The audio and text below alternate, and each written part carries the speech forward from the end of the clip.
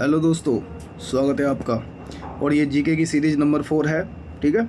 और UP police के लिए हम करा रहे हैं ये क्वेश्चन।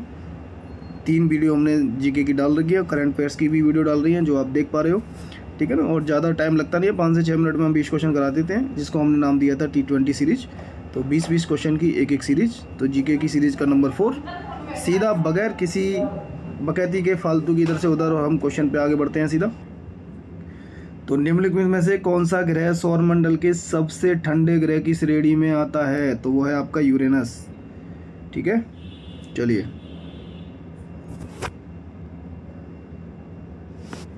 यूरेनस वह उपकरण है जो भूकंप की तीव्रता को मापने में काम आता है।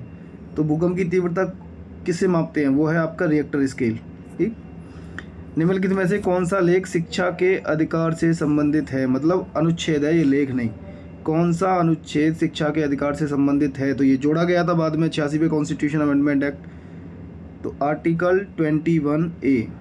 किस बंदरगाह को भारत के पहले हरित बंदरगाह के रूप में विकसित किया गया? तो ये था आपका हल्दिया बंदरगाह, जो हरित बंदरगाह के रूप में विकसित किया गया। किस शैवाल को अंतरिक्ष शैवाल कहा जाता है? कौन सा शैवाल है जिसको अंतरिक्ष शैवाल कहा जाता है? तो ये है क्लोरा वल्गारिस। उस द्वीप का नाम क्या है जो भारत और श्रीलंका के बीच स्थित है?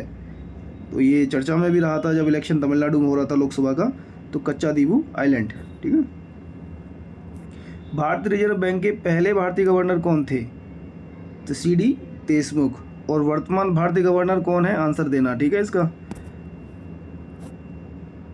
निम्नलिखित में से किस वर्ष मणिपुर राज्य को अपनी पूर्ण आजीविका प्राप्त होती है? पूर्ण आजीविका प्राप्त नहीं है यार, पूर्ण राज्य का दर्जा प्राप्त होता है। ये हमारे जो PDF बनाते हैं ना, जो लड़का है हमारा PDF बनाने वाला, वो पढ़ने वाला कम है, बस उसने सीख लिया है कंप्यूटर चलाना, तो उसे ये पता नहीं चलता कि क्या गलत लिख गया। तो पूर्ण राज्य 21 जनवरी 1972 को। और भी हैं जिनको हम कर सकते हो 1972 में। तो एक तरीके से याद किया जाएगा उसको, मेघमणि त्रिपाठी, ऐसे याद करोगे तो एक साथ ही एक ईयर में इनको राज्य गठन हुआ था इनका। मेघमणि त्रिपाठी, मेघ मतलब मेघालय, मणि मतलब मणिपुर, त्रिपाठी मतलब त्रिपुरा। तो ये 3 स्टेट 1972 में बने थे। कौन सा विटामिन न्यूक्लिक एसिड और लाल रक्त कोशिकाओं के निर्माण में मदद करता है? तो ये है आपका विटामिन B10। कौन सा? Vitamin B10। अच्छा, B1, B2, B3, B6 ये जो नाम है, तो इनको आप या ट्रिक से याद कर सकते हो, 1 2 5 3 6 7, जैसे मोबाइल नंबर याद करते थे ना, इस तरीके से। और इन पे नाम डाल सकते हो अलग ट्रिक से। थाराईपेंटो नियापाई बाओ, क्या है? थाराईपेंटो है ना। तो इस तरीके से थाई से थाइमिन हो जाएगा, राइबोफ्लेविन हो जाएगा।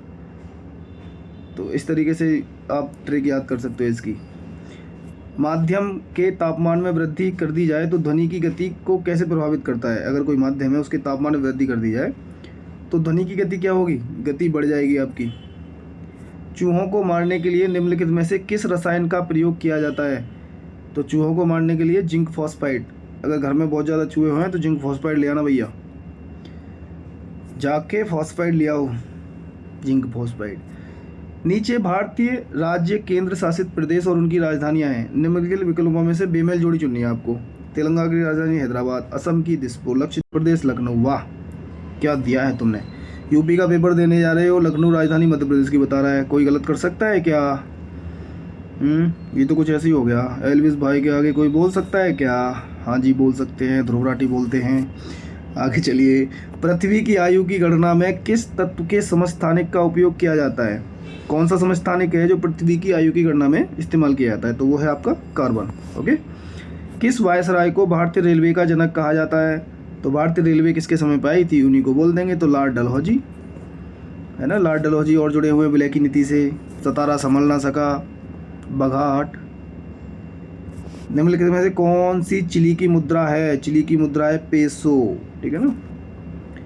लखनऊ के 1857 के विद्रोह का नेता कौन है? तो वो है आपका बेगम हजरत महल। और भी आपको याद करने चाहिए यूपी में जितने भी विद्रोह हुए थे, कि लखनऊ में तो इन्होंने नेतृत्व संभाला था, कानपुर में किसने संभाला, इलाहाबाद में किसने संभाला, वह थियोसोफिकल सोसाइटी की स्थापना करने वाले प्रसिद्ध नेता। तो थियोसोफिकल सोसाइटी की स्थापना किसने करी थी? HP Blavatsky. ठीक है, चलिए आगे चलते हैं। Quantum theory of radiation, quantum theory of radiation का आविष्कार किसने किया था? यह है प्लैंक। किसने? प्लैंक। विश्व का सबसे बड़ा पठार कौन सा है? विश्व का सबसे बड़ा पठार कौन सा है? तिब्बती पठार। निम्नलिखित तत्वों में से कौन सा तत्व हवा में एक प्रमुख अनुपात में मौजूद है? तो वो है आपका नाइट्रोजन। कितना है? 78%।